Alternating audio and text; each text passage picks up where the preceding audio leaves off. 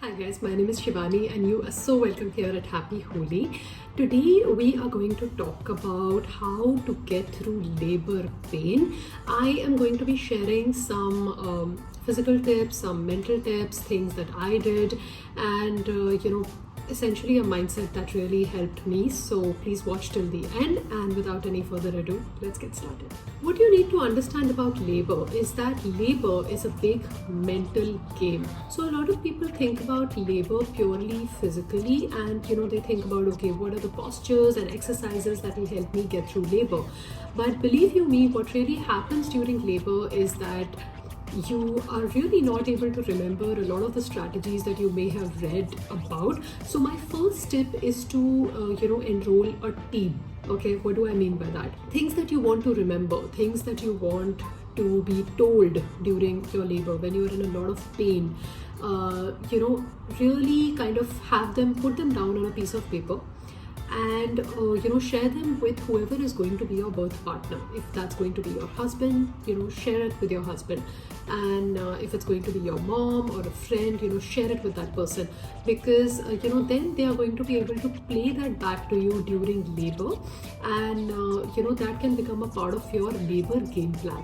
My second tip is to practice some of the labor exercises at home. So I'm going to be linking a video down below which has a lot of these postures, and some of them are squatting, some of them are cat-cow, and this video has some really good postures.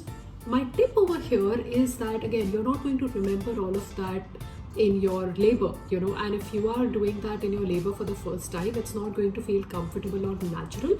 So what you want to do is, in your third trimester, you want to practice some of these moves, and things like cat-cow, things like squatting, things like your partner applying pressure on your back, that will anyway make you feel better. So definitely, the trick over here is to practice some of these things during your pregnancy rather than leaving it till labor. The first thing that you need to remember, and that your birth team needs to remind you, is that pain is good. In labor, pain is your friend. So, typically we treat, if there is any pain in the body, generally we are upset and it's uncomfortable, and it's usually a sign of something is wrong, right? So that is the way the brain is wired, that okay, I'm in pain, so something must be wrong. So for labor, you need to kind of think differently. You need to unlearn that. Pain is good. Only if there is pain is when you are going to make progress. So having, going through pain during labor is good. So repeat that to yourself during your, pregnancy, that pain means, contractions are kicking in and the baby is about to come, and, pain in labor is a positive thing. So that will really help you kind of embrace it very, very differently than you would if you thought pain is your enemy and pain is not good. So my second tip is that between contractions, so how contractions work is that you have pain for a while, then you don't have pain, then you have pain for about 45 seconds to a minute, then there is a period of time when you don't have pain. So labor pain will come in waves. It will not be a constant thing. So it'll come and it'll go. It'll be like an ebb and flow. Okay.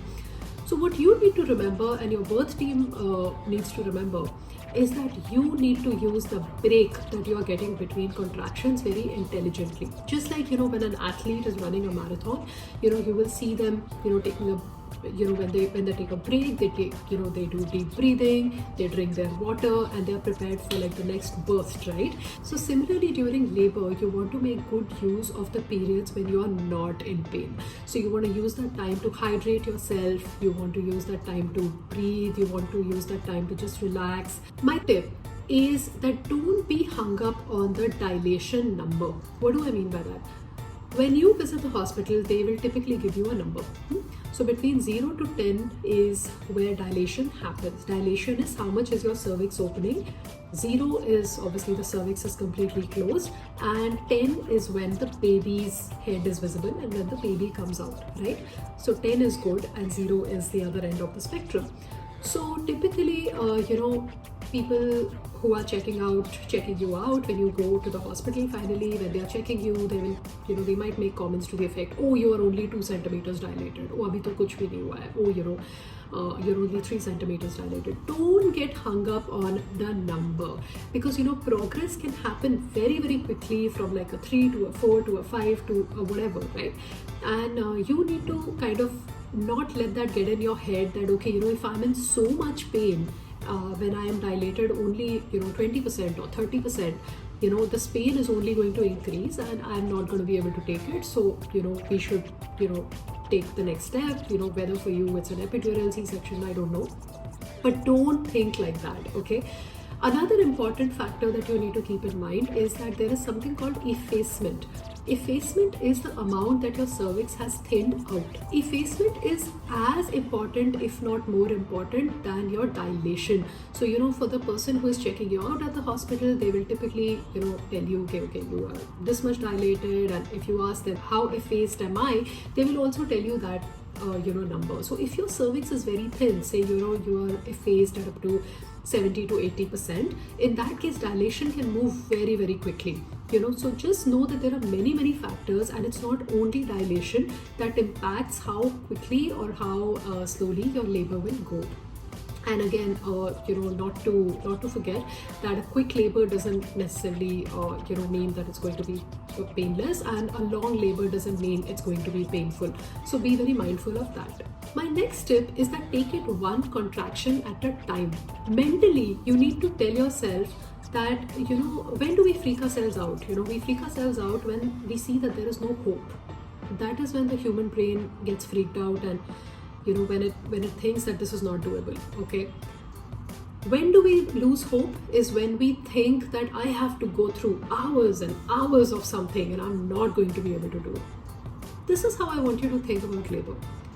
You need to take it one contraction at a time, okay? You need to tell yourself that I just need to get through this one contraction, okay? And then I'm going to get a break. So look forward to that break, and be mindful that you only need to get through this contraction right now, okay? That is going to change the game, because you're not thinking of hours and hours of what you possibly have to do or don't have to do, and you're not kind of making yourself hopeless and dejected because of supposed hypotheticals in your mind. But you, like an athlete, are really focused on the present moment, and tell yourself that I only have to get through this contraction, my break is coming, I'll get a break, and then we'll deal with it. This mindset can potentially change the game for you completely. My next tip is to keep yourself hydrated during labor. So, apple juice is a really good option. I'm not sure if you've seen my hospital bag video. I have mentioned that I lived on Ruabza for my labor, and Ruabza really helped me. And I it's not something that I've had for years and years. I used to have it as a child. But, different things can help you, and sometimes it can be lemonade, sometimes it can be something else, but the idea is to keep yourself hydrated. Only water sometimes doesn't work, because you need a little bit of sugar to kind of get a little bit of energy. So coconut water is also a good option. It doesn't even have sugar, it just has electrolytes. So keep something on you if your hospital is not providing, to kind of get through labor and keep yourself hydrated. You can even do this at home. In fact, when you are going through labor at home, this is highly encouraged, because you are in your own turf, you are in your own vicinity, and you can kind of make these things happen. My next tip is very, very helpful, especially when you're expecting and you are at the fag end of your pregnancy, 37, 38 weeks, and labor is going to kick in, and people are telling you all sort of stories about whether it's painful, not painful, what happened during their labor, and what have you. Here is what I want you to do. You need to repeat to yourself your strengths. So for different people, these strengths are going to be different, okay? For someone, they might say that I have solid pain tolerance, okay? I have really good pain tolerance, and I can do this because I did that, when I had that injury, I was able to kind of manage that. For somebody else, it may be that, I'm healthy. I don't have any sort of added complications like, diabetes or whatever it is, but whatever your pros are, whatever your strengths are, I want you to keep revisiting them and really keep reminding yourself of these strengths, and most importantly, tell your partner or include your doula or your partner in kind of telling you about your strengths during your labor. So during your labor, if you have somebody telling you that, you have, kind of done so much more than this, if there is anybody who can do this, you can do this. And that kind of pumping up really helps you, just like when an athlete is kind of going for that last run and there is nothing left in the body, but you're still kind of really giving it your all. That kind of cheering really helps. The next thing I want you to do is, when you envision the baby coming out vaginally, you kind of sometimes think of the vagina as a fixed entity. Okay, and when you think of something as a fixed entity and not a flexible one, when you imagine the baby coming out of the vagina, it might freak you out a little. Why is that?